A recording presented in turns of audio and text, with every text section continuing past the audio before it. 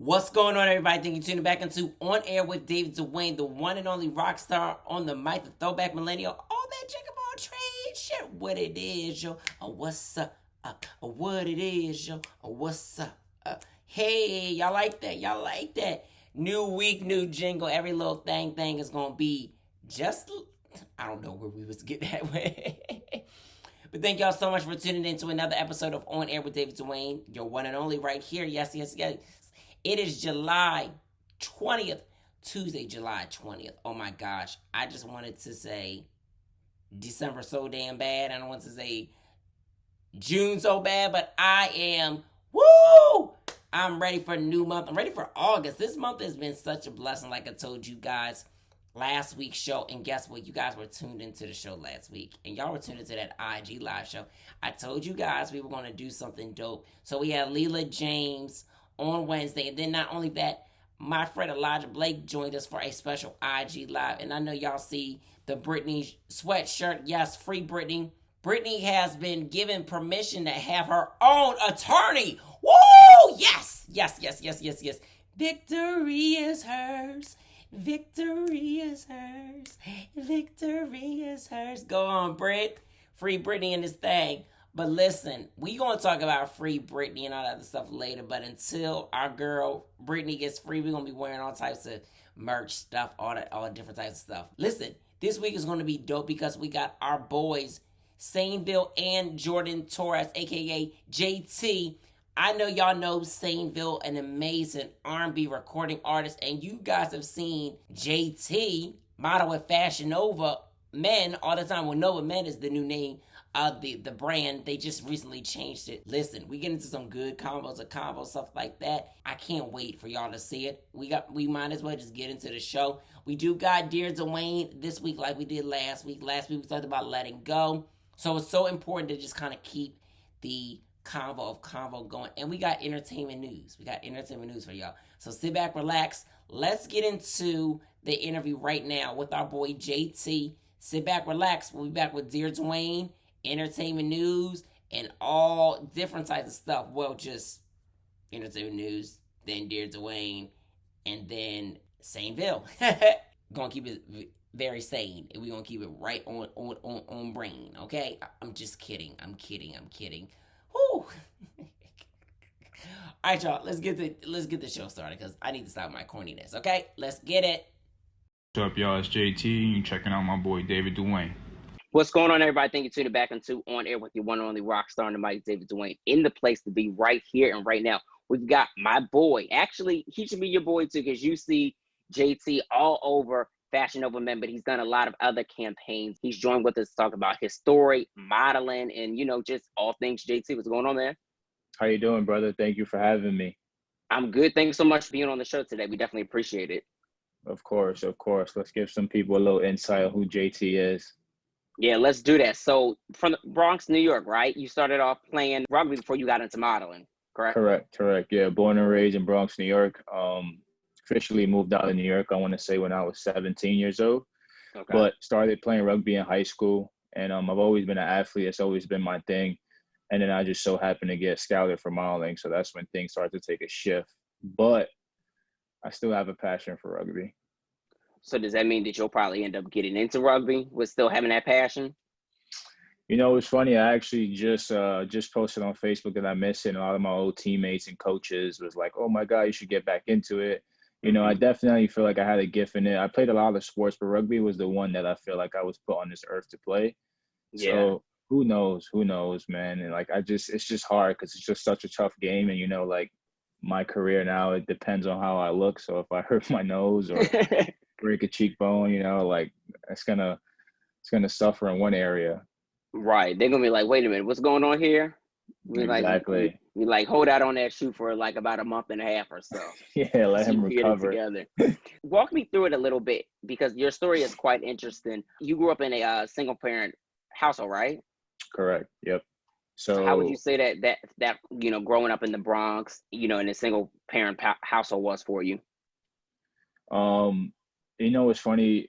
My mom being a single parent wasn't only the tough part. Is I lost two of my older brothers. Two of my older brothers passed away when I was a young boy. and they were pretty young as well. So my mom had to suffer with the, losing her sons and then still raising two boys, who my older brother is still here, who's still alive. We have a Right. tight bond. But I get all my strength from my mom, and, my work ethic, and, like my confidence, and, like never giving up, because my mom has been through so much as a single parent, not just losing her sons, but mom was born in Chicago, moved to Puerto Rico. And then at 16 years old, my mom had $300, jumped on a plane to New York and figured it out, ever since. So it was definitely challenging, like having I want to say, because I don't even have much family. I have a pretty small family, but it's definitely made me into the man who I am today, So it benefited me in a say, because it made me man up at such a young age. And really, that's why I feel like now I'm able to deal with a lot of stuff because of what I've went through. But all credit to my mom for, making sure I was right. She always made sure I had a nice pair of sneakers, a book bag for school. Like, my mom never gave up. So everything I do is for her today. My biggest goal is taking care of my mom. Like, once my mom has a house, I wouldn't say I'll chill, but Yeah. I'll be pretty happy. Let's say that. Yeah, and it's coming because you've literally been working so hard. I mean, you do a lot of stuff outside of being on Fashion Over Men, which a lot of people are familiar with seeing you for. But you're Yeah, like, your yeah. work ethic is crazy. There's always a different collaboration and stuff like that. So let Mm-hmm. me even just say congratulations on the amazing work that you've been doing, because a lot of Thank people you.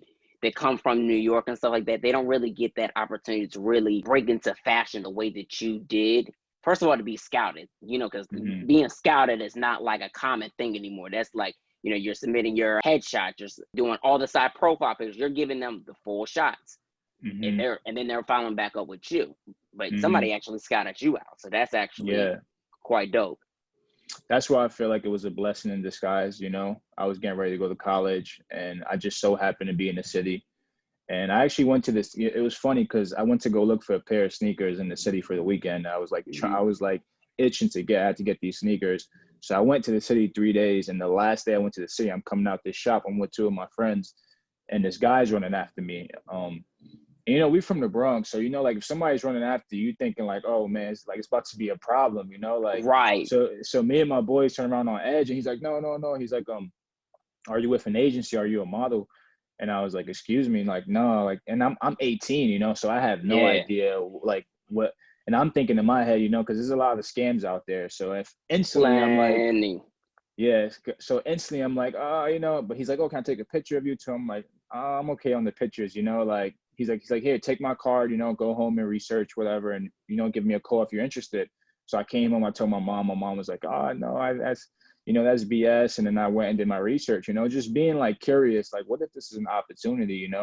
Right. So I ended up doing my research, and I went to the website, and I've seen all these, like familiar faces from a bunch of campaigns and like ads that I've seen. So I ended up giving the guy a call. He's like, oh, come into the agency. So I went to the agency. It was like a full front desk, the whole real deal. So I was like, Right. whoa, and then just there alone, that was my first agency. They offered me a contract, and I brought it home to mom, and mom was like, I don't know, like she saw lawyer fees, she saw 20%, she saw, how contracts are. Contracts scare a lot Yeah. of people. And I was just like, man, I got to take care of my mom. I got to take care of my family. Like, this is gonna bring the income in right now. Like, who knows what could possibly happen from this. So I went and took the shot, and then 2 weeks later, I was in Paris walking for Givenchy, just like that. Phew. So it kind of That's worked out. dope. And you were Yeah, 18. And you were 18 when this happened, right? yeah. I was 18, so I ended up signing the contract myself.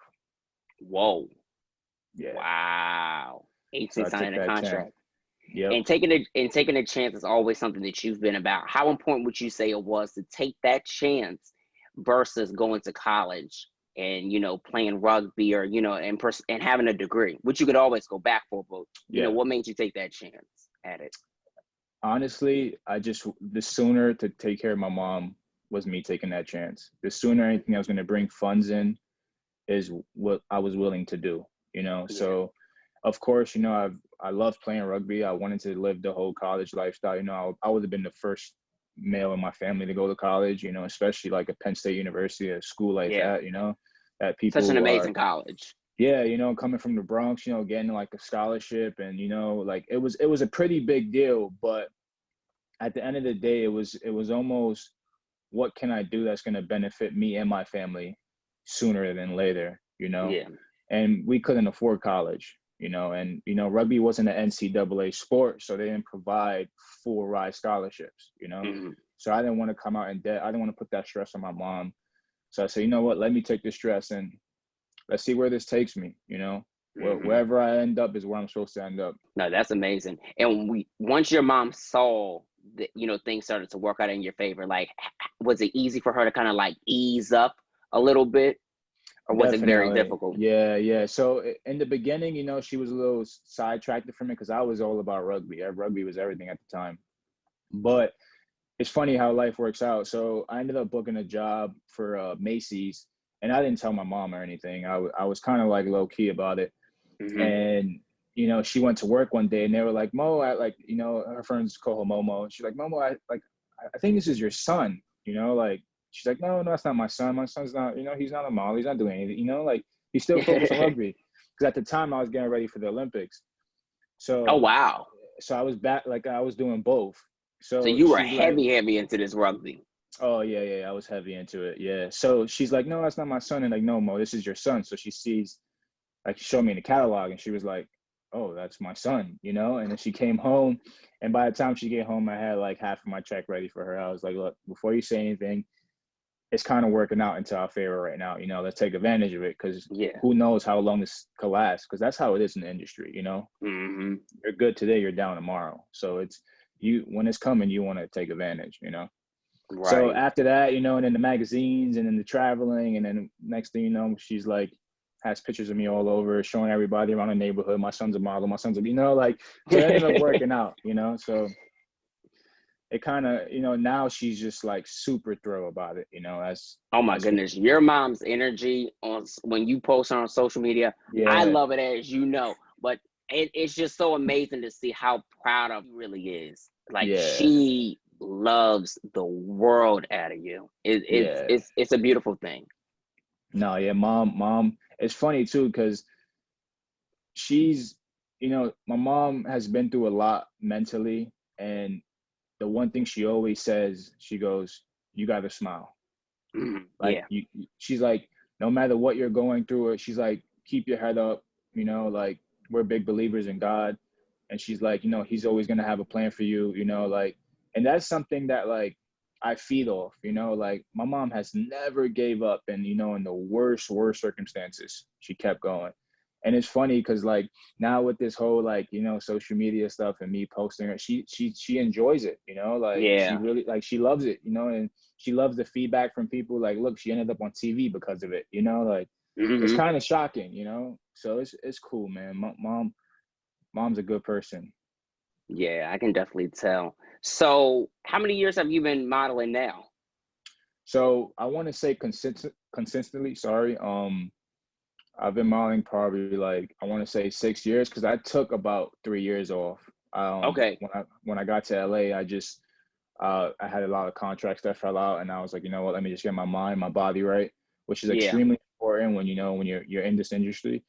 So, Hmm. like, I was like, you know what, let me take some years off and just figure out what lane I'm gonna attack, you know, because I had to make a sacrifice just because I didn't want to be a slim skinny guy, you know, like, Right. that was taking a toll on me, you know, and my own self-esteem, you know, no shade towards anybody, but just for me Hmm. personally, that's just not, I didn't feel comfortable like that. So it was me building my own brand around it, you know, and so, you know, Yeah. how can I do this? How can I be, you know, instead of like a model, but be JT, you know, like, it's okay if I don't make as much money as the other guys, but at least I'm JT. I have my own brand. That was my biggest Right. focus, you know? So I want to say a good 6 years. And now it's really like, now it's really getting over that hump, you know? That's why I tell people, don't, you know, like, don't worry about the instant gratification. Just wait it out, you know? Like, people want like results quick. Like, this is a journey, you know? Like, the fun is in the journey, you know? So yeah, I want to say a nice solid 6 years.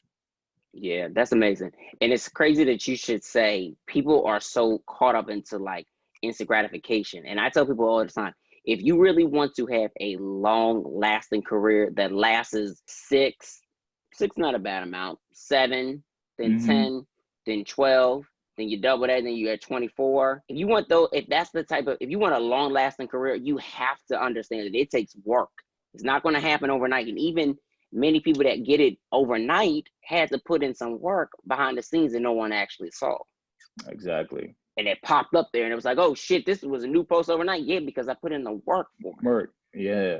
And that's a lot. And I'm very private about that stuff too. Like, you know, nobody knows how hard I'm really working. You know, like I put out just enough to know that, you know, I'm continuing to improve myself. But there's a lot of, you know, under the radar stuff that I'm doing that nobody knows about, you know, and that's just a self thing. That's what people don't understand. Like, I feel like everybody doesn't have to know what you're doing all the time. You know, like I feel like now with social media, it's like, oh, look at me. Like, you should really work on yourself. Like, you know, once you take care of yourself, people are gonna jump off that regardless. You know, like it's just how the game goes. If you focus on you, people are gonna bite. You know, like, and that's something that I've always been on. It's not for like credit or attention from anybody. It's just me, my personal stuff. Like, once you get real with yourself, you're unstoppable. You know? Yeah. And that's the biggest problem I feel that people have an issue with, is being real with themselves. They see a lot of stuff online, whether it's a model, a rapper, a singer, you know, all money, drugs, whatever the case might be. They see it and then they're like, oh, that's what it is. No, that's not what it is at all.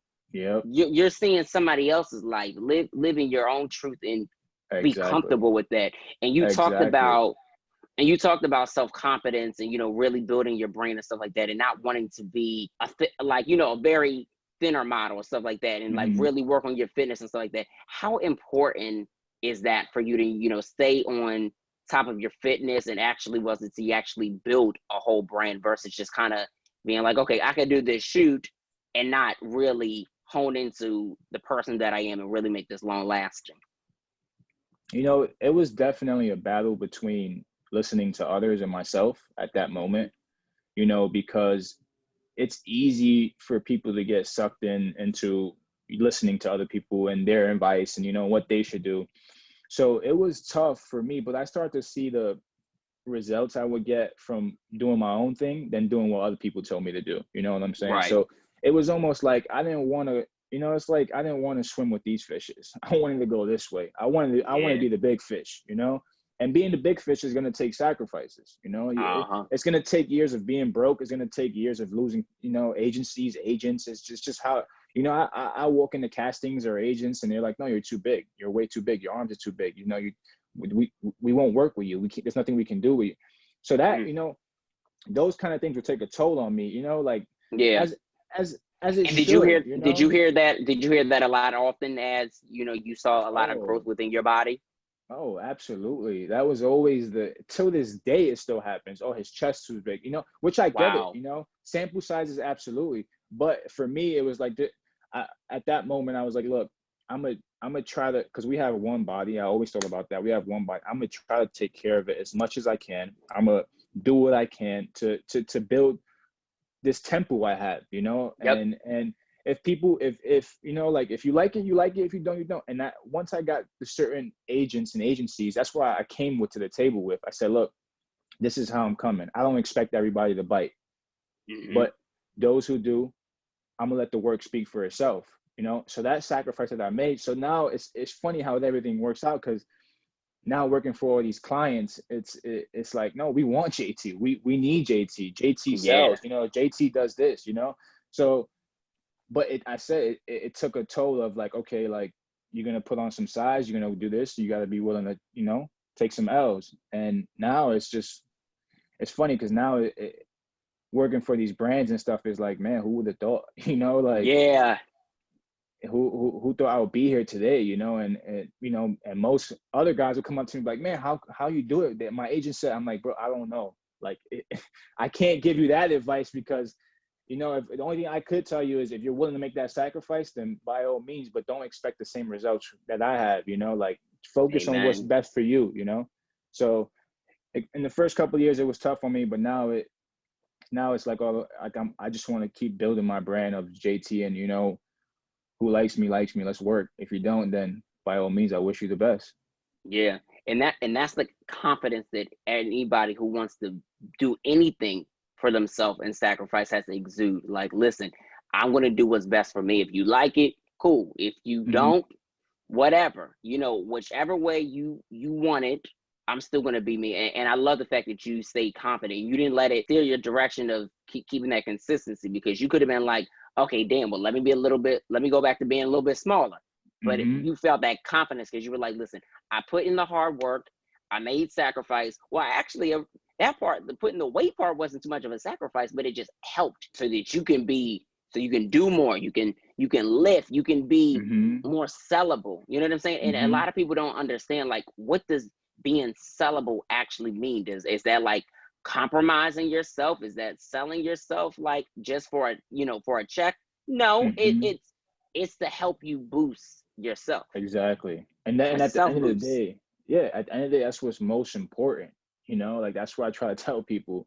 What's most important is you, like, okay, work and money, absolutely, like, we all need that in life. I totally understand that. But at the end of the day, it's about being comfortable in your own skin. It's about being happy with, how you feel and who you are, and that's what I try to tell people. Is like, I'm so blessed with the grace of God to be able to work the way I look, and I'm thankful for that.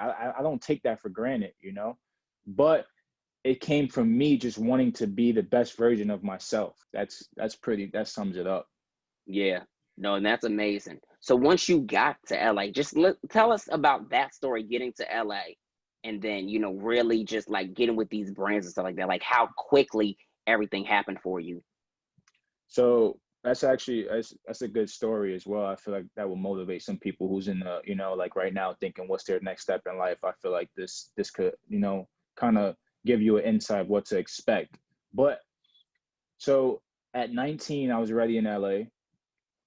I told my agent at the time, I was like, hey, I want to go, try the LA market, plus I just want to be in Los Angeles, like a Bronx boy in California. That's so like, that's a pretty big deal. Right. So I went out there for a couple months, and I couldn't imagine living anywhere else than New York growing up. I lived in New Zealand, I lived overseas. Oh, wow. Yeah. So like for me, it was like, okay, so when I got to LA, I'm like, man, I could live here. I could do this. This is a pretty good environment for me. I'll fit right in. And plus it was so different and chill from what I'm used to. And I'm a very laid back guy, so I was like, so whatever, I got out there 3 months in, I'm working with my agency. I'm, making good profit. I'm like, man, this is a pretty good business. So then I ended up landing a commercial that was able to bring me back. And I was like, oh, perfect. Like now I got some money, I can get my place, like I could do the whole thing now. So at 19, I'm like, cool. So then I ended up like, like I made this money. I got ahead of myself and then was thinking like, oh, like I can't go back down. I'm up now, and I had that mentality. You got to keep that momentum there. Yeah. So I was like, let me just keep doing it. So I ended up like coming to like my last $1,000. And I was like, I'm pulling the trigger. I'm going to LA. I'm gonna get myself a room for 1 month, and I'm gonna just grind and then so that's what every month, that's what I kept doing. So they ended up coming to my last month of being in LA, kids 19 years old. My last month, money's short for me. I said, man, like, and I was going through some contract issues as well. So now I can't even work because now I have contract issues. So I'm thinking to myself, man, do I got to turn around? Like, excuse me. And I was like, I can't give up. So long story short, my agent called me from my talent agency. He's like, hey, we have this audition for you for a commercial. They're looking for like a handsome basketball player. I'm like, okay, cool. So I go without the intention of thinking of anything, So I'm like, okay, I go to this commercial audition. I hooped for a couple years, so I got some skill behind it. So I ended up doing really well. So my agent calls me the next day, and I'm still thinking how I'm gonna pay my bills for the next month. And I'm super like private about this. I'm not talking about, because if I call mom is gonna get worried. So I'm she's like, gonna start freaking out. Yeah, I'm like, it's time to man up. This is part of chasing the dream. They call me like, hey, you landed the commercial. So I'm like, oh, cool. I'm like, first question I asked is like, how much is it?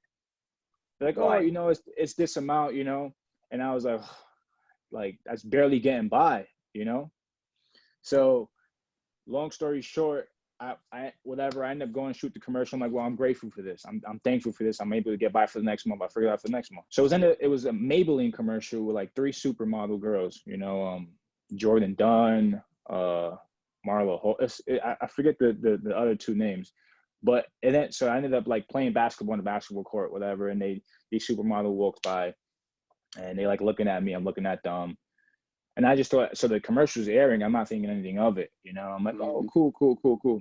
So my agent's like, oh, hey, get ready, your residuals are coming in. I'm like, huh? He's like, oh, just get ready. You weren't ready for that. I wasn't ready for that. I had no idea. So this was my first commercial, and I'm like, man, I'm thinking I'm already planning like the month is low. I got to go back home, re-up, and then try this again. Check the mail, boom. I was like, oh, I'm good for it was an eye opener for me, and it was like just before that last moment, you never know what's possible, It's like when your back's against the wall, that's when that's when you should feel like something good is coming, like don't underestimate your hard work, don't underestimate your faith. And that happened for me. And then look, 5 years later, I'm still in Los Angeles from 1,000 mile lift, That's incredible.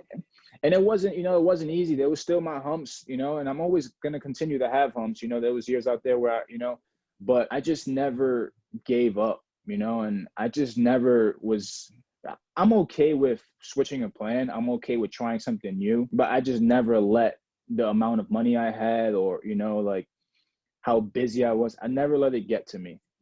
I just always believed in myself, and I didn't expect for others to believe in me. If you did, I appreciate it, but I'm very self-aware, and I want to do these things to prove to myself. And most importantly, take care of my family.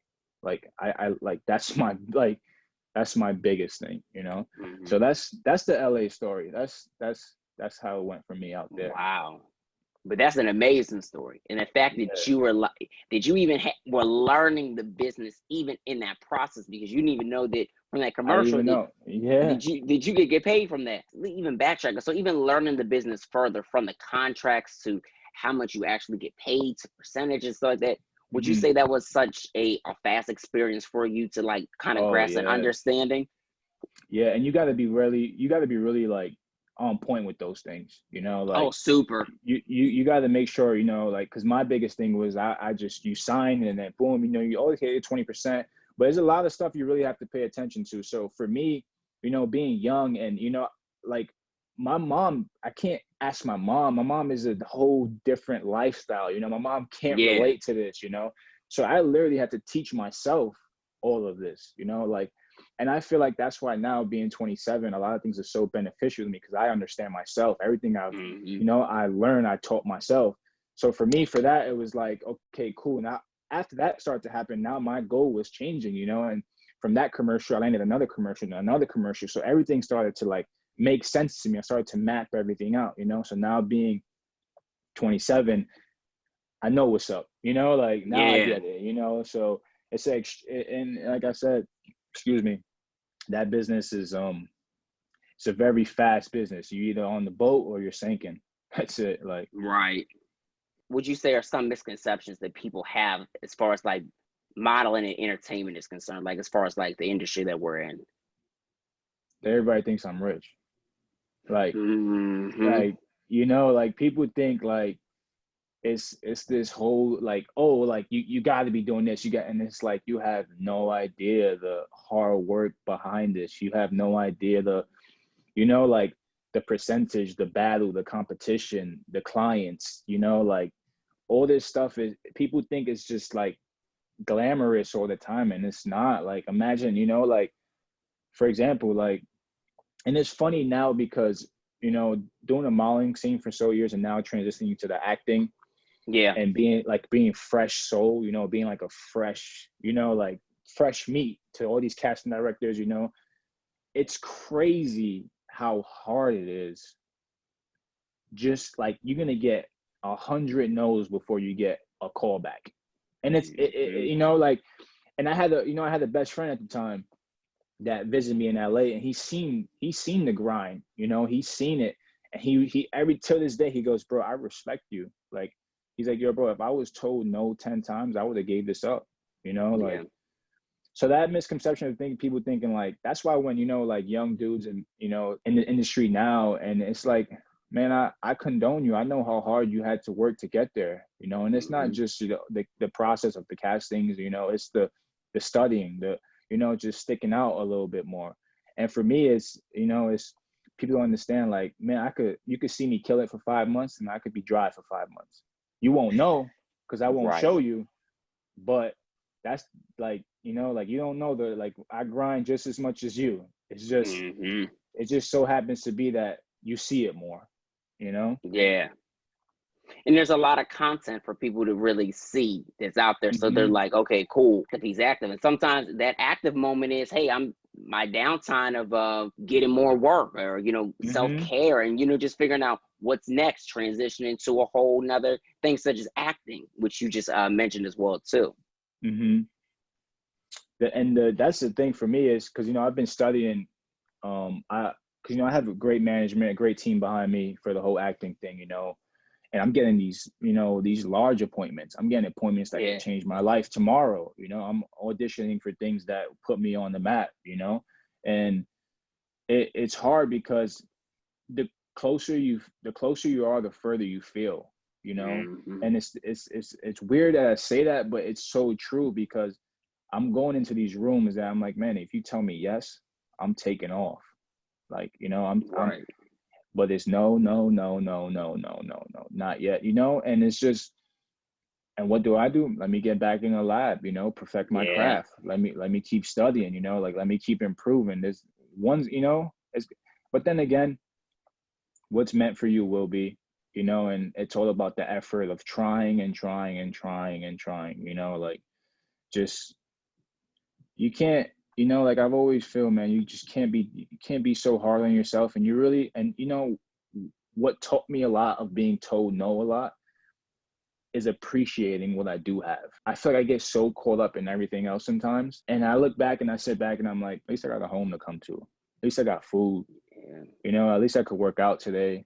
At least I could try again tomorrow. You know, it puts you in perspective. And that's why I feel like when a lot of celebrities and, you know, entertainers, they go, enjoy the journey. The fun is in the journey, you know, and that's something that I'm really starting to teach myself now before getting there. Yeah, and that's the biggest thing that I've been even telling myself, and even my followers, supporters, whoever tunes into anything bit of content that I do. I tell them, you have to trust the process of your journey and love that whole entire process and not rush anything about it. Just, Yep. you know, take each experience, even if it's a good experience. Like I recently said on the IG Live, I was like, take that good experience and learn from it. Take that bad experience and learn And from look, it. facts. Self-improvement, because if you don't self-improve just by the littlest things that was just so amazing, you'll never be able to say, and I grew as a person. I'm better now.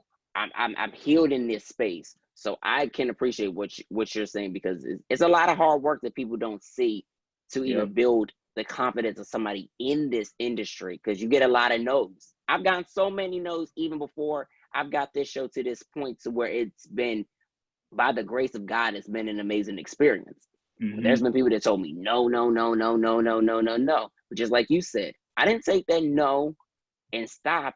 I took it as a not right now. Pause what that was right there. Facts. Bring it over right here and just keep the energy going. Because if you let one little word take you out of your element, you'll never be able to succeed. Very true. I totally agree with you. And it's easy. Like the easy route is getting discouraged, you know, like even during this whole, you know, COVID-19 situation, I'm pretty sure this changed a lot of people's mindset, you know, even for me, you know, I'm so used to traveling constantly, you know, like Yeah. I'm flying every week. I'm working at, you know, I'm traveling a ton, to be like, just for 1 month to be put on hold. I didn't know what to do with myself, you know, Right. like I had to really sit back and track and like think to myself, like, how can I, you know, like get myself to slow down, you know? And then when I sat there and, you know, was like thinking to myself, I was like, it's time to be grateful. It's time to think back all the stuff we did before this happened. It's time to appreciate everything you've accomplished so far, you know. But then it's also time to, you know, like read more books, you know, do things you said you were gonna do, you know. And that, I think it's so important to just take things easy and one day at a time. Yeah, you have to. It's People you, like yeah, to you, rush the day so quick, and I'm like, why? Just why? live for today. As a matter of fact, don't even think about the T- possibility of tomorrow, because tomorrow, tomorrow yeah. is not always promised. I mean, it's never promised, but don't go in the day thinking like, okay, cool, let's do this tomorrow. No, Yep, do what you love and live for the now. yep, So for you, very like true. during the whole quarantine, you know, we're all still quarantined and stuff like that. Even Yeah, though some people are really outside, I don't know why, but you know, yeah, that's their yeah, yeah. business. What, you know, kept you motivated? Would you say it was just your faith? They just kind of kept you very grounded during these times to just stay very focused and not lose track what you needed to do?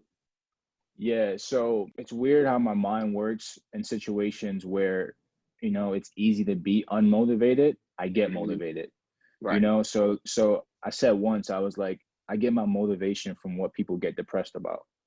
And that's just very true for me, because I feel like when the odds are against me, I like to beat them, you know. So it's something like being stuck, and then you know, it's like, okay, let's make the most of it. You know, like I'm still breathing, I'm still alive. Like, what can I do to benefit myself out of the situation? You know, I can come out better. So, you know, I went and built a gym at the house, and I was like, what I'm gonna do is study acting, work out. I still got to take content. I have contracts with social media, so I still got to do that.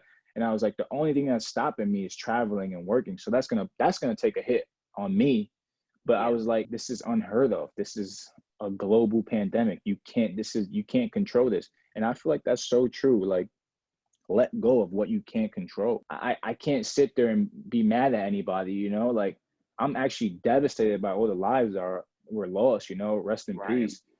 But for me, it's like I gotta take care of myself. I gotta focus on me. I gotta get more focus and just wait it out. But I'm gonna enjoy every day as well. You know, I'm not gonna get so hard on myself, because all I'm gonna do is drive myself crazy. I did have my Hmm. crazy days though. I feel like we all did. You know, like I feel like everybody gets a little crazy. You know, it's bound to happen, but I'll snap right back. You know. Yeah, and it's important to have those crazy days, because even for myself, I have a crazy moment. I'd be like, All and I'd be right. like, all Yeah. right. I'm like, that's it. You Yeah. only Yeah. got Yeah. 2 to 5 minutes. Get back to it. That complaint, Yep. that cry, that frustration.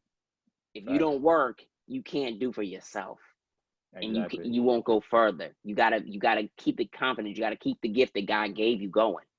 Yep. Very true. So acting, what sparked, the wanting to go in that direction as well too, and really expand the brand of JT? So I knew, for some weird reason, I've always knew I want to do something with movies.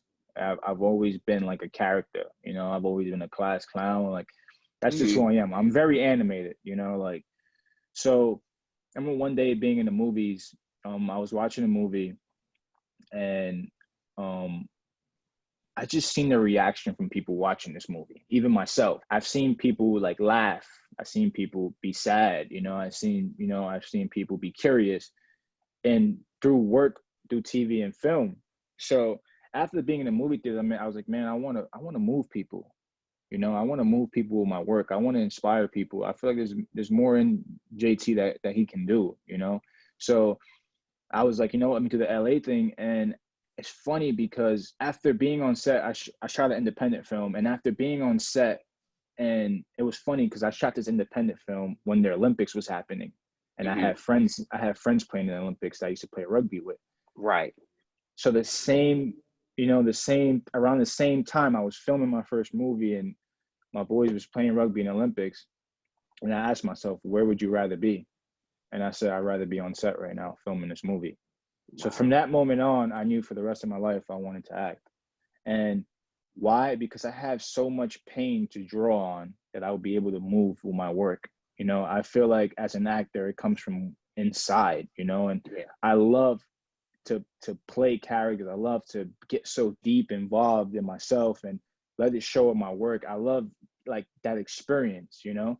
So moving forward, I was like, man, how can I do this? And then I put two and two together, and I was like, okay, what kind of actor am I going to try to go for? And I was, you know what, I'm gonna be myself.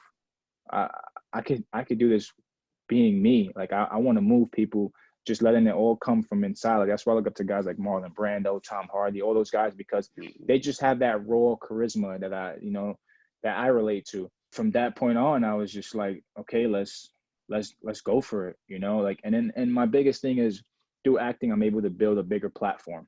Correct. I feel like a lot of actors have a voice, becoming an activist, and that's extremely important for me, for not only, giving back to my community in the Bronx, because that's my biggest thing, giving back to the youth. Because I remember being my age and not knowing a clue what I'm going to do with myself, Right. and I want to be able to, open community centers in the Bronx, and I want to be able to use this platform to help, everything that's been going on with the Black Lives Matter. I want to be involved with that stuff. I also want to be involved with the LGBTQT community, like all that stuff. I want to build this voice to give back to those in need, that, there's somebody out there that can't express themselves as much as they want, and nobody's going to listen. Unfortunately, that's just how it is right now. People are only listening to people that have here or these platforms, and I want to be able to do that with building a bigger platform from the TV and film. That's my biggest thing. So it all falls around under the same umbrella. And that's amazing that you want to do that and support all your fans that are from the LGBTQ community, those who, suffer from anxiety, depression, and even with the Black Lives movement that's going on as well too. That's such an important thing. And you saying that you want to use your own platform, because having a platform as an individual is so much important. You don't have to be on somebody else's platform just to use your voice. And I think that that's the most important. And I'm glad that you're saying, hey, you know what, I want to build these community centers back home in the Bronx, because the youth need more community centers where they can, get together, have fun, Exactly. because they're there in New York, but there could be more in the Bronx, Exactly. And that's my biggest thing. It's just like, instead of kids out there hanging on the block, seeing these role models that aren't really role models, I want to put them in centers with basketball gyms, like TV rooms, I'm sure there's kids out there that want to act, there's kids out there that want to model, and that's my biggest thing. Even if I'm able to open one or two, I'm happy with, and I got friends that are athletes, I have, surprise visits from people, that's kind of stuff, like just to bring, because I remember being my age and being out here and being like, man, I would love to just go play basketball here and not have to worry about anything, like I want to change something, I want to be able to change something, and when the time is right, the time is right. But that's my biggest thing, is just getting a bigger voice to help. Yeah. And especially at our age, we can do that. You can definitely do that. There's plenty of time. 27, we're still in good youth. So like that, we got plenty of years. So I'm rooting for you with that. And I know that it's going to happen too. Appreciate that. Appreciate it. So now, social media, the reaction to just seeing the support, how does that feel? Like, how do seeing the good comments and then the crazy comments, and then just like the, I don't know what that was type of comment, like just seeing that, because you get a lot, and I be reading through every post, and I just be like, I don't know what I would do in Jay's scenario. Yeah, so like I said, I don't think too deep into it, because it, like, I'll drive myself crazy, because it's some like absurd being like, wow, it gets top of the line, like everybody's like, yo, your comments, and that, for a while I turned them off, just because I didn't want people arguing or going back and forth, I didn't want the negativity, so I would just turn them off. But I just, first of all, the support, I didn't realize how many people I inspire, which confused me. It kind of like put me to shock, because to be flat out honest with you, I appreciate social media, but I'm not the biggest fan of it, just because of all the the suicidal kids and what people had to deal with. It really it takes a hit at me, and even sometimes with myself, the comparing yourself or seeing what the next person's doing, and that's why I always say, I'm like, worrying about what the next person doing is a disaster. Like that's a Preach. So for me, is like it.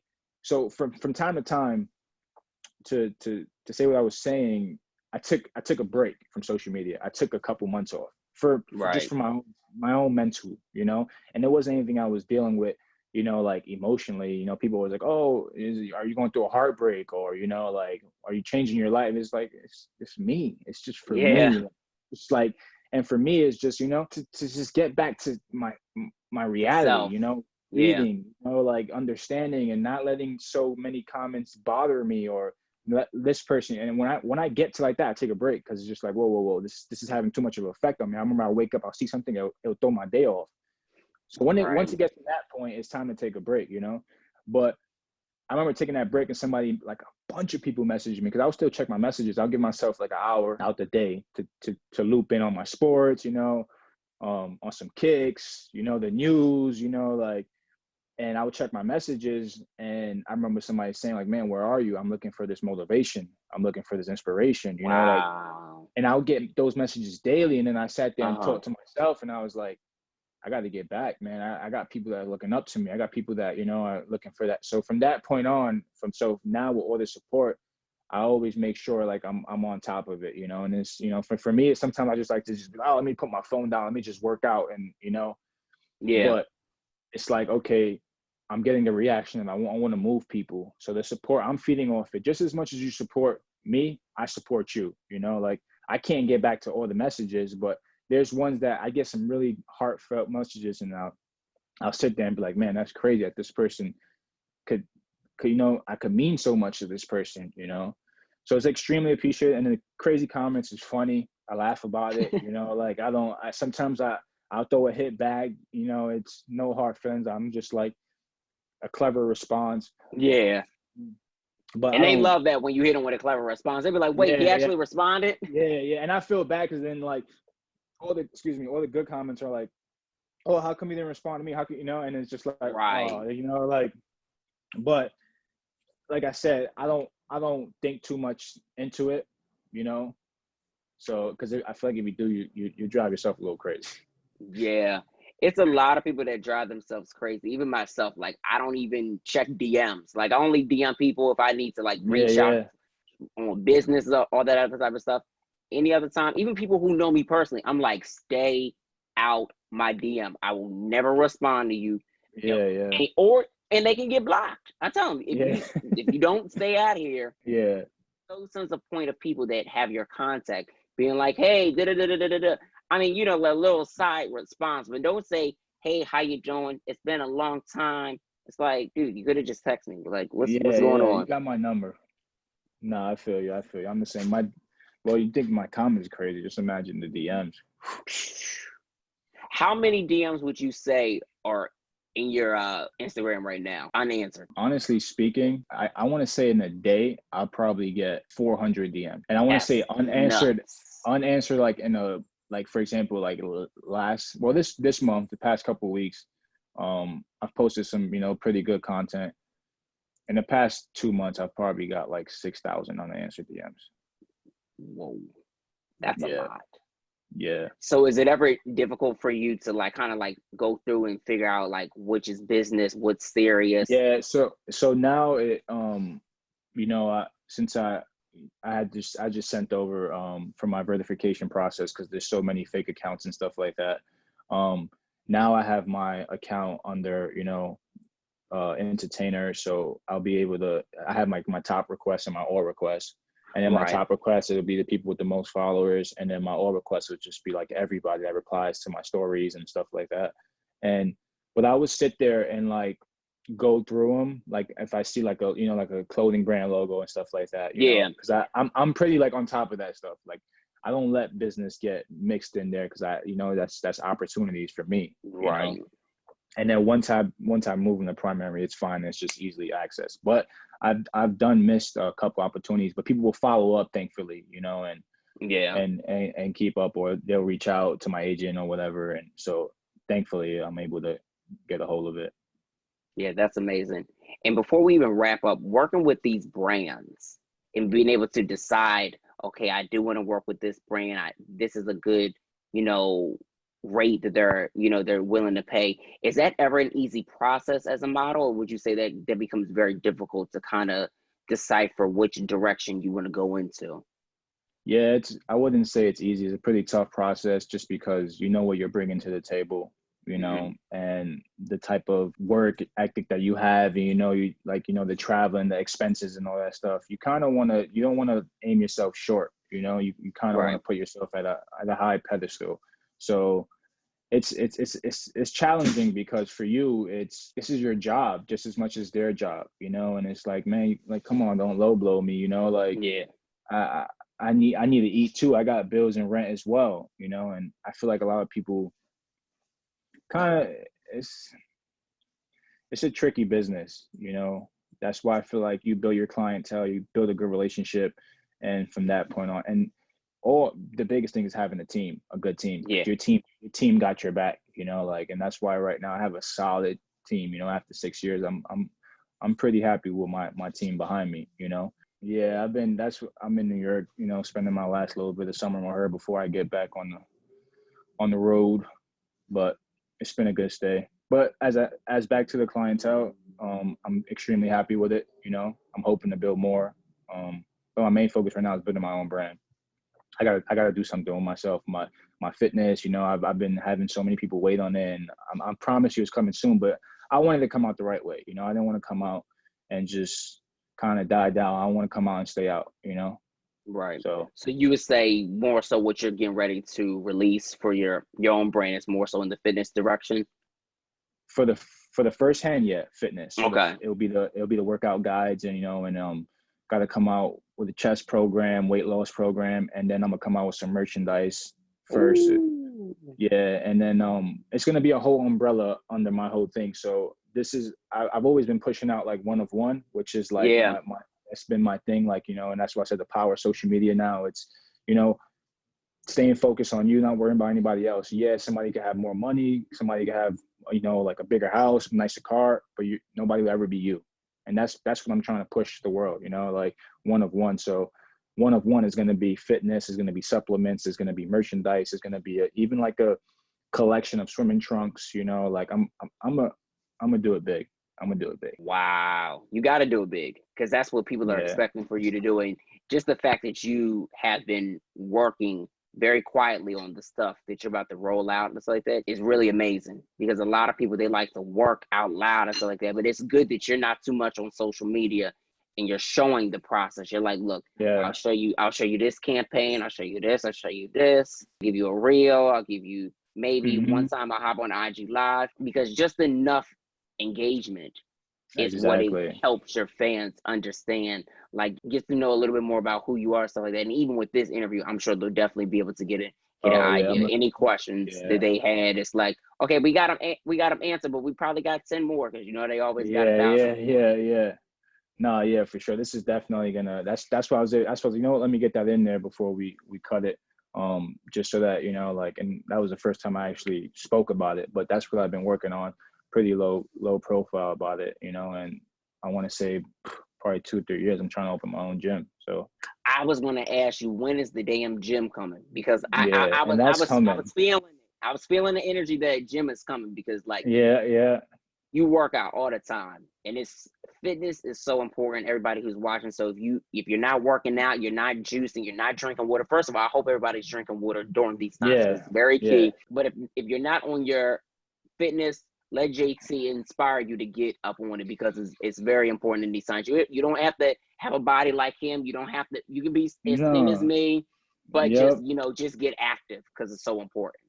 Exactly. That's taking care of yourself is the biggest thing. No matter how you do it, just do it. And fitness actually even helps you with therapy. I've never drank alcohol. I only had one shot of alcohol my whole life, never smoked, so like my therapy's been my fitness, like that's my escape, so. And what advice do you have for the viewer or listener that is watching, and they feel like they can't accomplish, certain things in their path because they've dealt with hardship? But you being a person that has, your mother, was a single parent. She raised you and your brother, and she fought near and dear, to give you guys everything. And then you did the same for her in return, and just, being there for her? That's a solid question. I feel like for anybody that's dealing with anything that feels like they can't get to where they want to be because of their circumstances is use everything you have inside you to believe in yourself and provide for those who you love. If you're willing to make the sacrifice for others, you're bound. I'm proof that you're bound to get blessed in that way, but don't feel sorry for yourself. As I don't want to sound too harsh on you, but you have to just get the fuck up and do it. Tell them again, JT, they got to get the fuck up. You got to get the fuck up and do it. There's no excuse. It costs nothing to be great. You have to put the work in. You have to take care of yourself. You have to focus on your mental. All that stuff is extremely important. And don't let your surroundings, anything is possible. Anything is possible. If you're willing to put the work in, the reward is there for you. But focus on you. I feel like that's the biggest thing that people are so worried about, other people's opinions and worry about what they're doing. And it's like, stay in your own lane. Your lane is for you. Tunnel vision, just stay in that lane. And once you take care of that, everything else is going to happen. My mom being a single parent and me growing up, in the Bronx and, not having the easiest life, I came from the struggle, but I didn't let that make me into anything else. I used that as fire, and now look at where I'm at, Yeah. And that's why I feel like people just use your pain and turn it into power. That's exactly what I have tagged it right here. Pain into power. Don't let it bring you down. Every day is a new opportunity. Mm-hmm. Every day is definitely a new opportunity. And I try to tell people, you have to let that pain fuel you. You can't let it be a hindrance, and you can't feel down on yourself at all, because feeling down on yourself is only going to put you back, so that you're going to be feeling down on yourself exactly further and further and further down. So I appreciate you saying that, because even to myself, as I even say that on a regular day-to-day basis, it's definitely a helpful reminder as well. There's no joy. You can't, I feel like you can't enjoy joy without pain, Yep. That feeling of, of success, or that feeling of being happy, it comes from, wow. Like, I remember hurting, I remember being messed up to being where I'm at now. And I feel like everything in life happens for a reason. So take the bad with the good and take the good with the bad. Like, that's just, like, it is what it is. But just keep going. Just keep going, man. Just keep going forward. And whatever it is, I don't care if you work at T-Mobile. I don't care if you're a waitress. Like, whatever you want to do, just be the best at it. I support you. Like, if you want to be I've always told my homies, okay, JT gets 3 magazine covers and my boy passes his lifeguard test. We're going to celebrate the same way. It doesn't matter. A win's a win. You know what I'm saying? If JT makes this, we're going to we're going to go to the same dinner. We're going to celebrate. You know what I'm saying? Like, that's just how it goes. Like, no matter what you're doing, what I'm doing, bro, we're still equal at the end of the day. We're going to have the same celebration for us. Like, right. And I feel like, just be real. Be real. Be a good person. Yeah, that's a great way to end the interview. But I got to ask you this amazing question that we ask all our guests. What are 2 to 4 things that exemplify you as a individual, so being as a man, and then as a model? Confidence, humble, confidence and humble. I know that you could be both. Trust me. Yeah. I want to say grateful and understanding. Wow. 4 powerful ones. Those are, and the reason why I say understanding, because if I don't get a job and somebody else gets it, I'm okay, because maybe that guy needed it, or maybe his rent was due, or maybe, it was his turn. Maybe he put 5 years of work in. So I understand. And I hope somebody will understand the same way for me. Never be a hater. Always enjoy other people's success. It would never dampen yours. That's it. Yeah. Wow. That's amazing. And this conversation was definitely dope. And I appreciate you, JT, for being available, coming on the show, so like that. Like I said, congratulations on all the success. I'm looking forward to more modeling, more the acting projects, because I know they'll definitely come once we're able to really be outside. Yep. I got some stuff coming. He's like, shh. Is it coming? Is it some stuff that it might be even coming sooner than what we think? Too. 2021. Okay. Just before the pandemic hit, your boy shot son. So it'll be out. Don't even give us too much. Nah, too much. Yeah. Let people know where they can follow, because I know you're on Twitter and Instagram, right? Well, we follow each other on Instagram, but let them know where they can follow you. So Instagram, official JT, OFFICIAL JT, and my Twitter is it's official JT. Same thing. Those are my two big platforms right now. And I will be having a Facebook page soon. I'm just dealing with all the fake pages right now. Once that's sorted, I'll be able to have my Facebook as well. So you can follow me there. Come see me and my mom dance. Come see some, style ideas, some inspiration, pretty laid back. And if you're ever going through something and I catch the message, I'll be more than happy to help out. All right, you guys. So that was our interview with JT. Make sure you guys follow JT and all of the dope, amazing things that he's doing as far as entrepreneurship, being a model. He's got some upcoming projects that you guys definitely got to look out for. We got to get into entertainment news right here, right now, because we've got so many stories to cover. So let's talk, you guys, because Pop Smoke's new album, Faith, dropped last Friday. I know we were talking about it on last week's show, talking about the track listing of the song with him and Cardi's going to be the project. But it actually is not on the project. So this might end up being on Cardi's project coming up. But when's Cardi dropping? When she dropping? I need to know. But y'all know who did drop with Cardi? Normani dropped a new song with Cardi called West Side. And it is so dope. Paying homage to Aaliyah. Samples 1 in a million. It is a banger. Everybody is loving it on all of the social media platforms. I mean, she paid really good homage. And that's the way you make a comeback, okay? Now, also our girl, Tinashe, dropped a new song as well and video, Bouncing. I know you guys have been all over the internet talking about that record. So listen, female empowerment. Women are back at the top. I mean, like women, when have y'all ever not been at the top?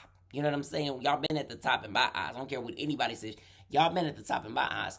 And not only that, but Billboard named that Drake, Post Malone, NBA Youngboy, Little Baby are the top paid musicians in 2020. Oh my goodness. On the hip hop side, right? But then our girl Taylor Swift taking that #1 spot. You know what that about Taylor Swift? She always is making her money. She making her coin. She like, where the money reside? Where the money reside? Where the money reside? It don't matter if she do pop or country. She's getting her money. So shout outs to them for being the top selling paid, top selling paid, whatever, how we want to put it, musicians in 2020. And you know who's getting ready to drop another project? A little birdie has been telling us all over the internet, Kanye West, because he did a private listening party in Vegas this weekend for his brand new project, and it is called Donda, like Honda, but Donda, and it's featuring Little Baby, Pusha T, and Travis Scott. First of all, it's never going to be a Kanye album without Pusha or Travis. So I love their loyalty to him. And Justin LaBoy has been hanging out with Kanye recently and said that this album is definitely coming out this week and it's a banger. We love Justin LaBoy. You are toxic, Justin, if you watching. Your cancers, so all them damn cancers are toxic as all hell. And back in female news, we've got Meg Thee Stallion on the latest cover of the swimwear issue of Sports Illustrated. Oh my gosh, that is a huge accomplishment. And not only are we getting huge accomplishments from our girl Meg Thee Stallion, but Britney Spears has been able to choose her own attorney. So free Britney is in full damn effect. I know we went through the exciting news first and we did it very quickly. But on a very serious note, we definitely want to give our deepest condolences to Keisha Cole and her family during this difficult time. She lost her mother, Frankie, on Sunday due to an overdose on her birthday, on Frankie's birthday. This is so heartbreaking, guys. I've met Keisha personally by name and by face. We send our prayers and love to you, Keisha, during this difficult time. Man, this is very tragic. Please love your mothers, your fathers, your aunts, your uncles, your grandparents, your brothers, your sisters, your loved ones, your friends, because guys, you never know when it is going to be over. So you have to love what you do, love the people around you, and love yourself most importantly. And as we even segue to Dear Duane, we're going to talk about realizing your dreams and aspirations, right? So for me, realizing my dreams came at an early age. I was 6 years old when I decided that entertainment was something that I wanted to go forward with. I mean, I even realized that I wanted to do entertainment news and be a reporter. But even sooner on, I realized that as a child, being inspired by Prince and Michael Jackson, so I knew that I had so many different aspirations and goals that I wanted to achieve at a child's level. And many of times you guys ask me on DM and just social media as a whole, you guys call me, text me, and ask about how did I get to the place where I am. Let me tell you guys something.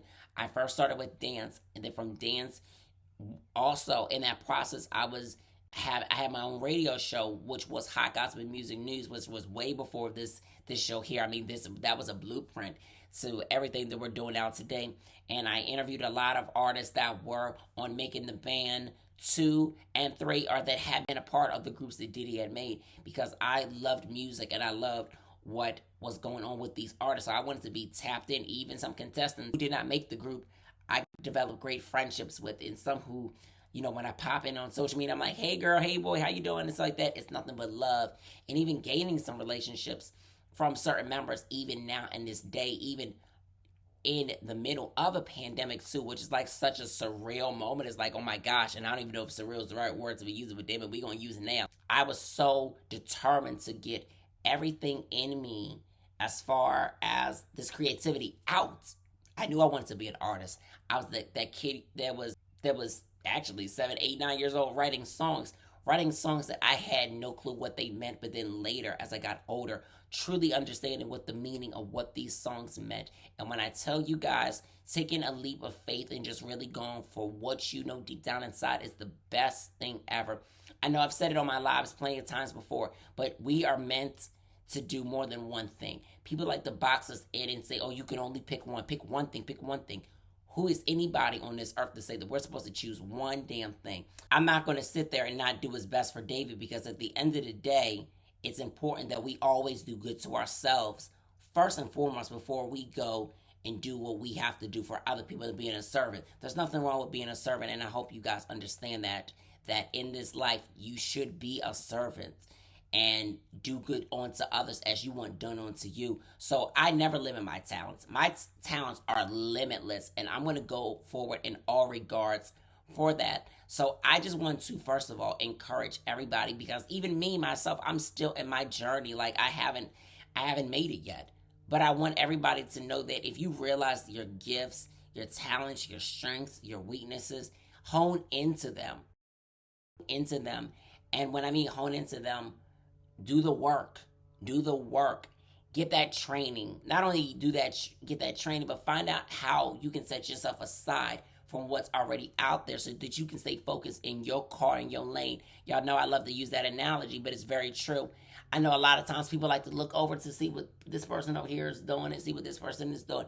Like I've always said, it's great to admire people and what they're doing, but don't be looking too damn much where you get distracted and you cause collision and you're getting in an accident with other cars on the road. This road to success is for everybody. There's something that is meant for everybody to do. So you have to be determined in what you do and fight the good fight and say that, guess what? This is for me. This is what aligns with me, and this is how I'm going to get to this level.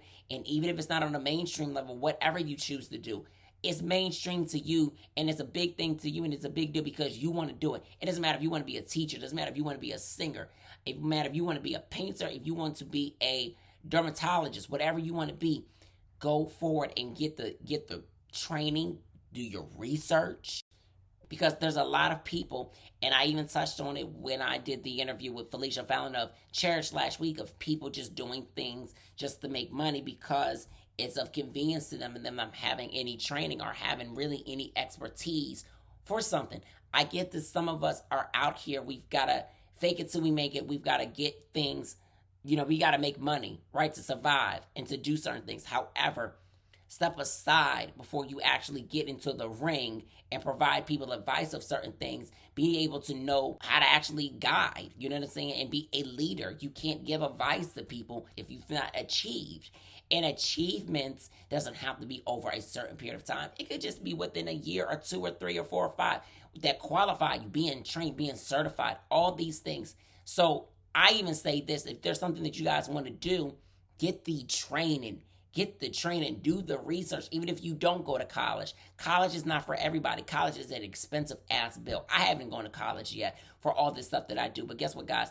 I've been doing the research and I've had formal training in dance and performance. So for me, I know the entertainment industry and I know the business. And guess what? I don't know all of the business and know everything. I'm still learning each and every day, trial and error. And that is what it's all about. Trial and error, learning from your mistakes, and then being able to do certain things and then go for your dreams and your aspirations.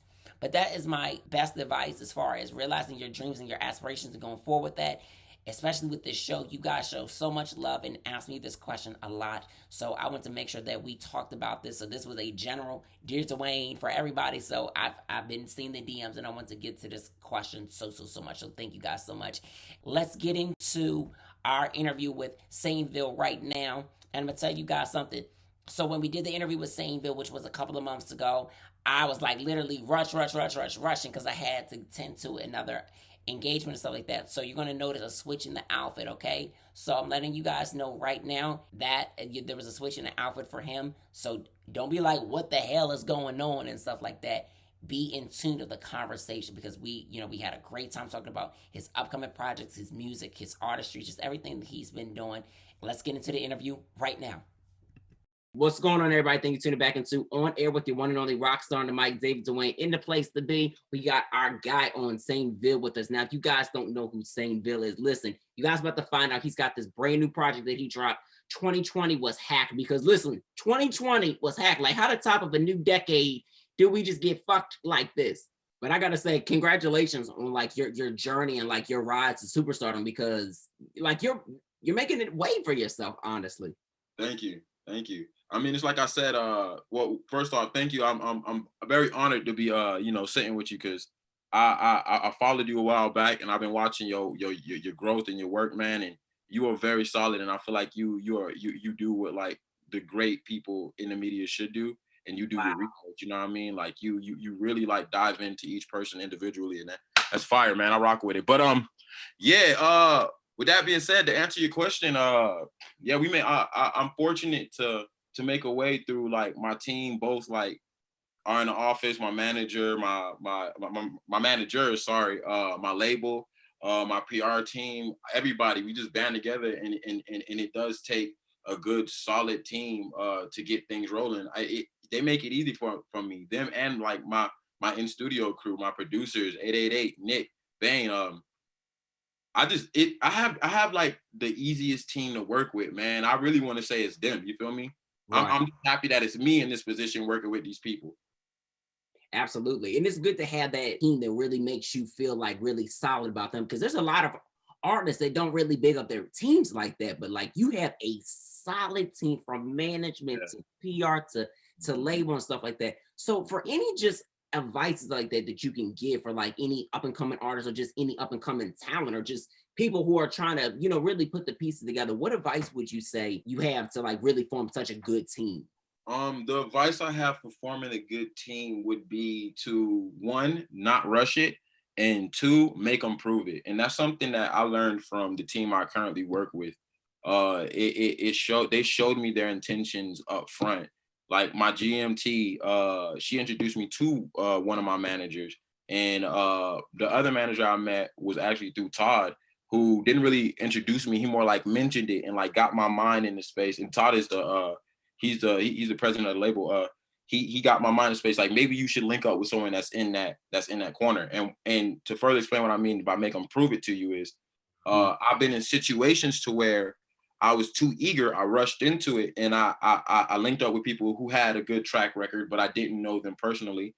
Rushed into it, and they didn't prove nothing to me. They didn't prove that they were willing to to put my stuff in the front and make it do what it needs to do. And the new team, difference between them and the new team is that my new team was like, yo, I don't want you to sign nothing, even though, you know, we got all of that situated now. But at front, I don't want you to sign nothing. I don't want you to promise me nothing. Let me show you what I'm gonna do and can do for you.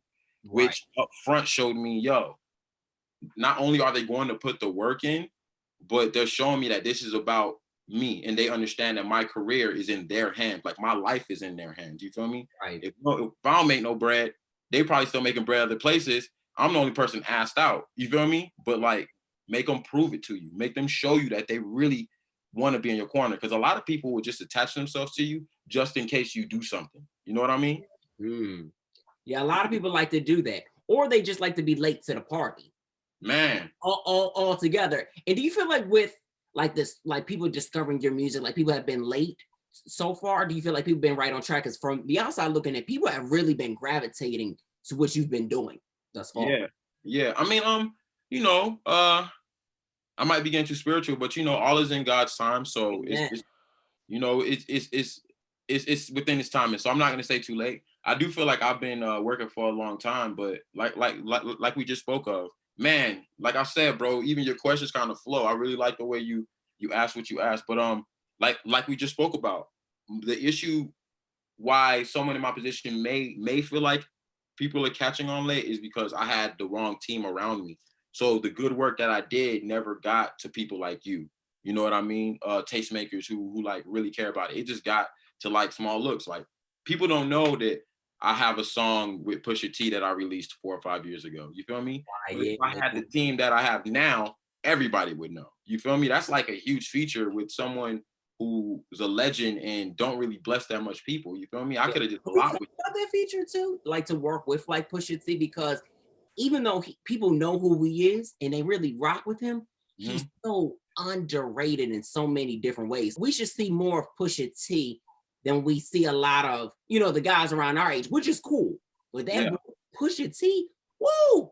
You know what I noticed though? He has something that's a little more valuable because he has respect. And I feel like people that are like in our age range that are like going out there and doing the heat and the skirt songs, yeah, they popping for a minute, but most of them lack also, along with the uprise of fame, the uprise of respect. So that's why their brands are just flimsy. That's why a lot of them are gone, especially during this year. I feel like this year, if your music like not is it extremely exceptional, it has to have some sort of learnable content within it.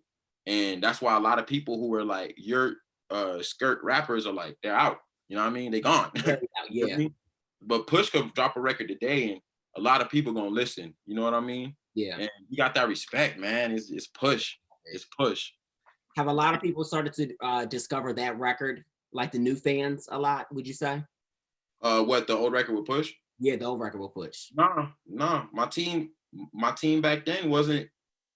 The team is important, man. No one person can do it by themselves. That's why I hate when people in the music industry say self-made.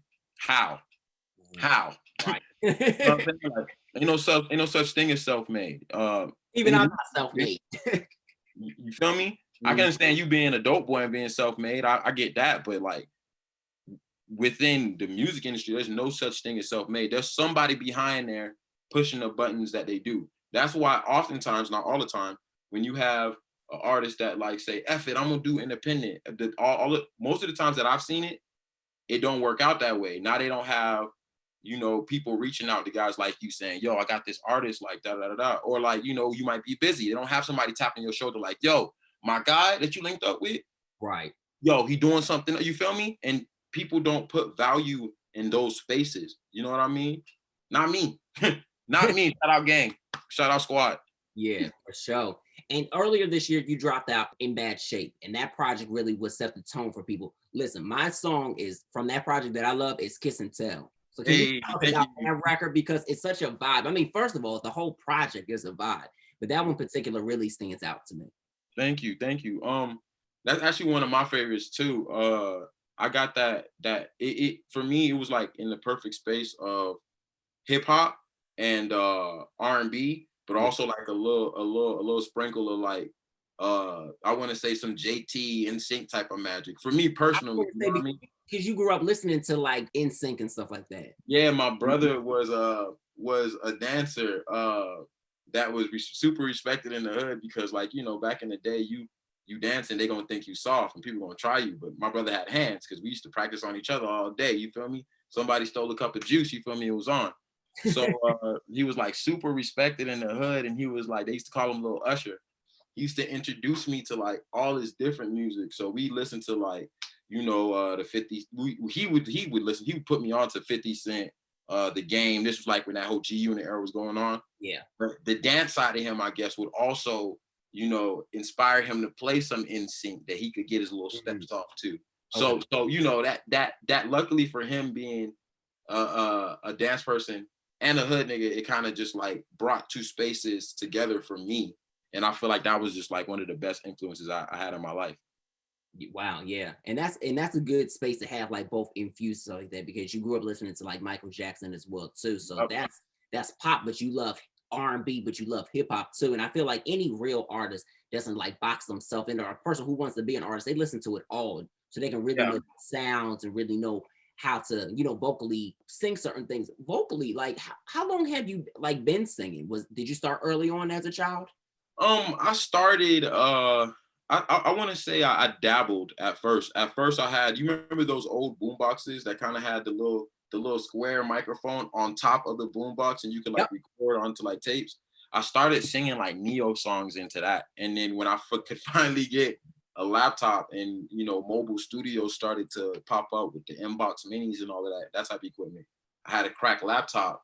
I want to say I just graduated high school. I had a cracked laptop that I started actually recording on.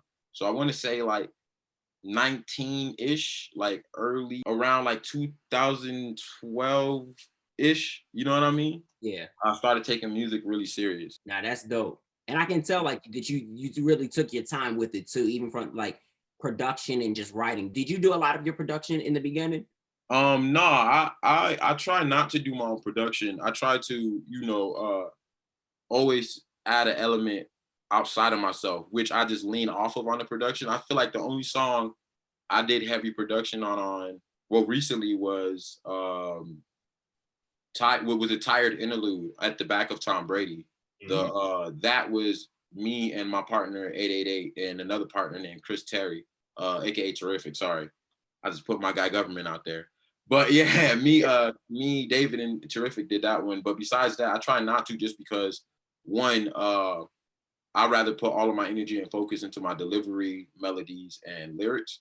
And I fully trust my production team, man. Like we slick came together like a boy band. Like I link with the same producers every time and like a couple of special guests. Like we always make basketball metaphors in the studio. We always try to go 30. We always have a player, you know, a player of the game, you feel me? So yeah, I really love the team and the production that's coming out of the studio consistently with the same group. Yeah. And would you say for the In Bad Shape project that took a lot of time to like actually put that body of work together, or how long would you say it actually took for you? In Bad Shape actually took like a year because some of the songs on there were old. And then I linked up with a couple of new producers that became my lifelong friends that I started working on this project. Ironically, most of the songs off of In Bad Shape are the same people. It's just we just kind of like grouped up and really locked in on our tribe. Really. Just honed in more. Yeah. Yeah, because this project definitely made a good segue into the 2020 was happening. And I like the fact that you worked on that project during the quarantine. Like you surprised the team like me and how me and you were talking about it. I was like, wait a minute, he did what? Right. Yeah. That's what I was about to say.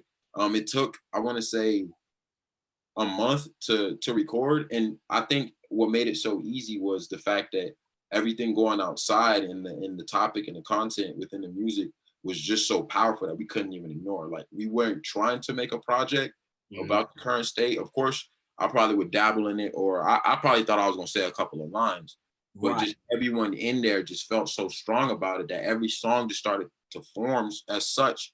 And we decided to just make it what it was. Like we weren't trying to fight it. So Yeah, man, 2020 had a lot of different blessings and curses, but being able to get this project within the time span of which we did it was definitely a blessing. Yeah, it definitely had to be a blessing. I mean, and to end the year off with it saying that you have 2 projects versus 1, like, Yeah, that's a lot of work that a lot of people don't understand to even say, "You know what? I got something here. Can yeah, can we put this out?" Especially with, working with the label and stuff like that. That doesn't always come as easy, but even if you are independent. yeah, man. Yo, my label, I feel like most of the people, if not most, all of the people on the label can probably say the same thing. We're like the wild, wild west in a good way. You feel me? All of us is Jim West. You feel me? Like, and I mean that to say that like they really allow us like creative freedom. And I want to say recently I got into like a little frustration, and I had to check myself. You feel me? Yeah. Because at the end of the day, it's always been nothing but love coming from these guys. And for me, I had to get used to actually being in an environment where where people actually give a fuck about what I'm releasing. You feel me? Uh-huh. And it's not. At least it doesn't feel like a personal agenda. But then again, speaking from an industry part, I don't want to mislead anybody else, any other artists. This is my situation, and this is probably how I feel about it now. And I want artists to definitely understand that, like, we do have our this was that, or that was this type of regulations later, but I don't feel like I'm in that situation because I have been in that situation before. And I feel like the creative freedom that's allotted to me, and not just to me, the people that I work with, whether it's on the visual side, my creative director, Hanan, or whether it's my producers that I always rock with, 888 or David and Mike Hector, it's like they literally allow us to make the sounds and the visuals that we want. And I feel blessed because that can be a big thing with like artists and labels, like bumping heads on creative. And I'm the type of person that I claim on I claim on wanting to always want to be a sound pusher, or trying to, the same way Kobe trying to outbeat Michael Jordan. I'm trying to outbeat Michael Jackson. I'm trying to beat Kanye. I'm trying to beat The Weeknd, Travis Scott. I'm trying all of those extra artsy creative people. Those are the people that I'm aiming at. And being in the spot that I'm at with the people that I am in, I have a better chance of doing that. I Right. believe 1000%. Because oh yeah, I definitely get what you're saying. Because your focus is not who's right here in the same group with you. It's who are the actual greats that have Right. their presence known, that are doing exceptional things too. Right. Especially in the creative space. I want the numbers too, but I also want I want people to put me in the space as Kanye, because I plan on doing better things than him. Not, and I don't mean that in a negative way. I'm just saying that in a more of a sportsmanship, competitive. I admire this person, so my goals must succeed this person. You know what I mean? Type of way. It's all, I mean that with the most love possible. Now I definitely feel that. And Boxed In, I Yeah. love the record. It's featuring Boogie and stuff like that. Like, you guys really address the important message that's at hand. Black Lives Matter at this time, stuff like that. And we can't, we can't look past it. We gotta address it. So, how are you feeling today when you just think about what we're going through as Black men, as a culture, just kind of just seeing things shift, during this time? Man, I think, my bad, let me phrase that. The way I feel as a Black man going through this culture, I think my boy Boogie explained it very well. It's a question to me, like, how are we still grown men still running from the boys? Which is one of the most powerful lines I feel like in that song, because it's so simple and it makes a lot of sense. And I feel like that speaks exactly to your question. How is it still this way? You know what I mean? How is it that me, a grown man, still feel fear when a cop pulls up next to me? And just the way that every situation is set up before and after that, it makes you feel unsafe. Like, I'm gonna keep 1,000. I feel unsafe in the country I was born in, and I think that will stay the same as long as there are people who rather be cool than say what we need to say, or like who are scared of putting themselves in a certain light. Like, I feel like I used to be an artist that only sung about either myself or what I wanted: women, cars, a good time, late nights. You know what I mean? And now I feel like my platform, the people around me making this opportunity available to me is bigger than trying to be cool. You know what I mean? So I feel like, to answer your question, I feel like it's scary, but I also feel like it makes it more apparent that we all, as Black men, have an obligation. Yeah. Make it safe for the young ones and, you know, the people that were before us, to make them proud. And I feel like it's the same song and dance. I feel like we know what it is, and I feel like it's about putting it into action.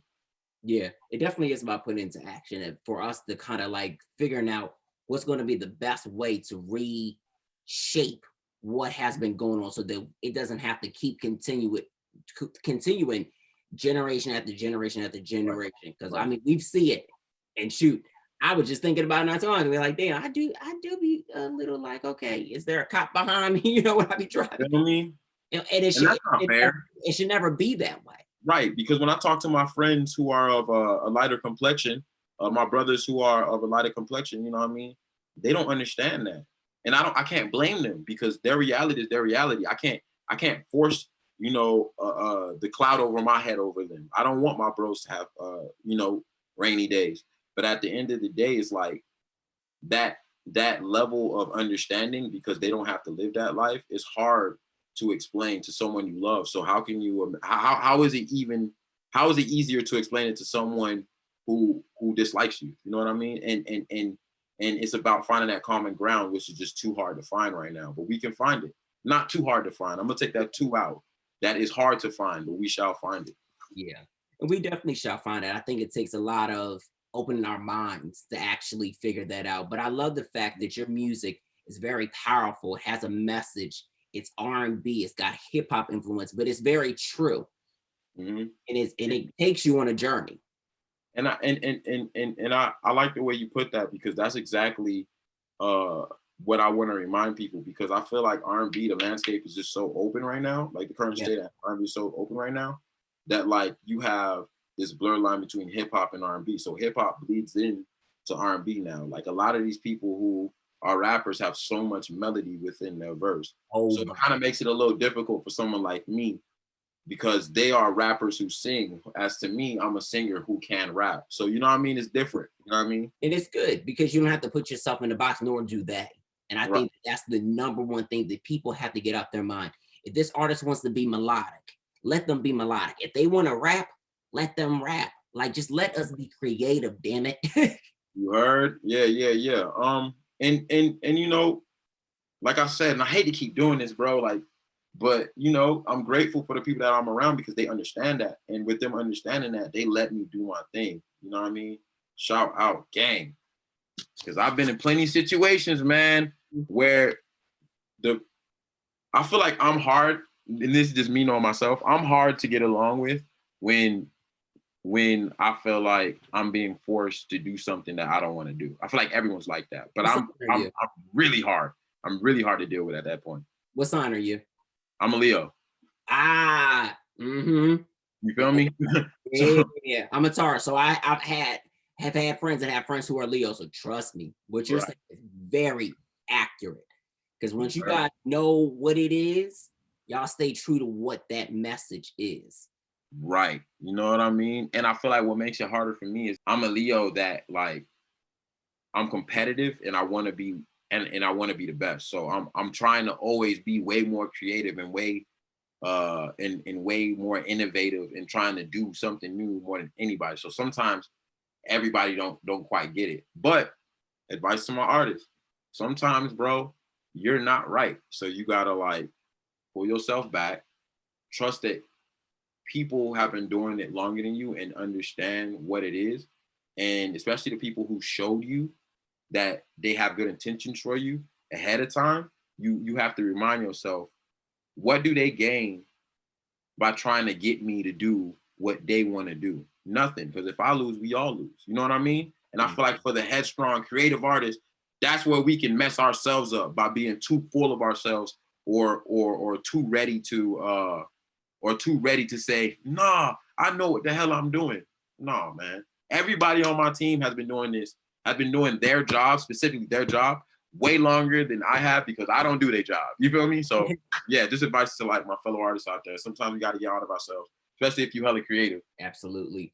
So we like to ask all our guests this amazing question, and I gotta know. I feel like I know what you're going to say, but when you think about the artist that you are and the man that you are, what are some things that come to mind that exemplifies you?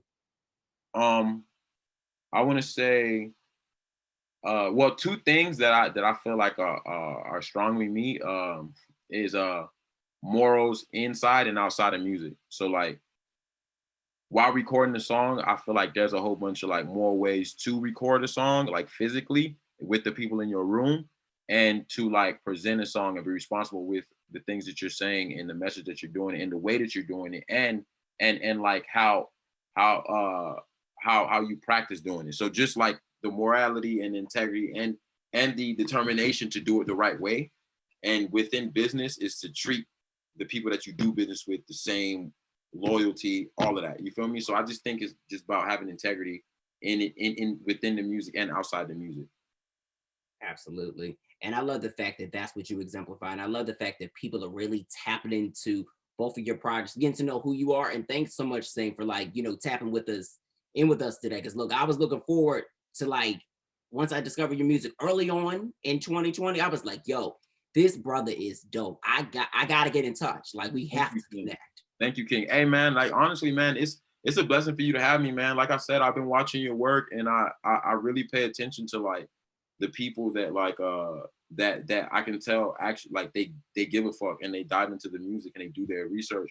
Like I feel like I've had the pleasure of having some interactions like this with people that, it was just a talk. And then I feel like probably you and like two other people that I actually have a good time speaking to because I feel like you actually care and like dive into your craft and dive into the music. So man, no, thank you, bro. Like thank you for having me, man. This is great. Listen, I this enjoyed our conversation. Sure. Like you and any creatives, you know what I'm saying? And I try to welcome this space to people who really are truly about their art. Because there's a lot of people who aren't really about the art the way that they say they are. Yeah, man. Highlight that. You've been doing your thing. So I mean it's an honor. Facts. No, I can tell. Even the way that like you like present your just on IG because I follow you on IG. I'm not sure what other platforms you have. You present your work. You like put into your I feel like you put into your color palettes and the things that you present like visually, the colors and the way that you present your brand. You got it down pat. And I don't know if you have a whole team, but it feels like you're a one-man army and you killing it, bro. And it looks supreme, my guy. Appreciate it. No, for sure. Me, a graphic designer and my operations manager, and just killing it. Because sometimes you can't figure out how to do it by yourself, and I'm so hands-on. But I'm learning that you got to pass that ball over a couple times. You want to continue to make those plays. Right. I relate 1,000%, man. Absolutely. Saint, let everybody know where they can follow you as far as like social media is concerned. Man, you can follow me cross platforms, every single platform at by BY Sainvil SAINVIL. And yeah, man, tap in with me. I've been taking a little internet, I want to say cleanse but still doing, my due diligence on my promoting or whatever. But I'm looking to like start interacting with like all of my people soon. So tap in with me, man. Let's make this happen. Absolutely. All right, you guys. So that was our show for this evening. Shout outs to Sainvil and JT. Listen, dope conversations, fellas. This was the night for y'all. But ladies, this also was the night for y'all too. But shout outs to everybody who tuned into this show. Listen, next week we've got the ladies. We switching it back to the ladies. Okay. We got our girl Ananda Lewis, Angelica Villa. Yes. So you guys got to make sure you guys tune into the show next week and every Tuesday, 10 p.m. Eastern Standard Time, 7 Pacific Time. And guess what, guys? You guys never know what we're going to do a surprise IG Live. But make sure that you guys follow us. And it's at David Duane on Instagram and all social platforms. For the show is at On Air with David. Make sure that you follow. Dear Duane questions, info at onairwithdavid.com. Y'all are going to start seeing our live shows. Basically, our IG live shows are going to be part of our weekly shows starting within the next 2 weeks. So make sure that you guys Tune in, because if you guys missed our IG lives, you're going to be able to see them a part of our weekly show too. So you guys stay locked, stay tuned, stay supportive. Thank you guys so much. Have a good rest of the week, and we'll catch you guys next week.